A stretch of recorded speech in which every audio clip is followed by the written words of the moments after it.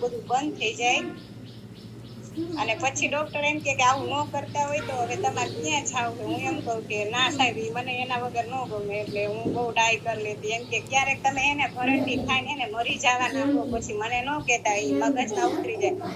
પાછી એનું રિઝલ્ટ એવું હતું, આમ કે અંદર ઉતરી ગયું હોય ને તો એ માંડ એની ખંજવાળ બંધ થઈ હોય મહિના સુધી તો આવ્યા જ રાખે. ગમે એટલી દવા કરો 3-4 હજાર રૂપિયાની તો થાય જ દવા. પેલો તો કેસ ઇમરજન્સી લખાવવો જ પડે. પણ આ તો સારું ઓળખીતા ડોક્ટર હોય એટલે કેમ કે મને વચ્ચેથી લઈ લે. અને પપ્પા ફોન કરી દે કે મારા હસબન્ડ કે અમારા ઘરના બહાર બેઠા, એટલે તરત જ બોલાવી મને ઇન્જેક્શન જ આપી દેતા. એટલે કે રિઝલ્ટ જ એવું સરસ આમાં આવ્યું છે.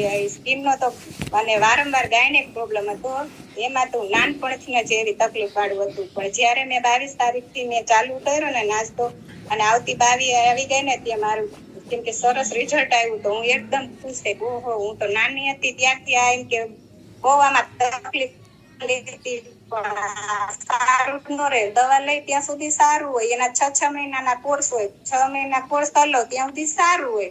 પાછા આપણને કંટાળા હતા, કેટલીક પીવી, તો હું ન દવા લેતી. તો પછી હતું એવું ને એવું થઈ જાય.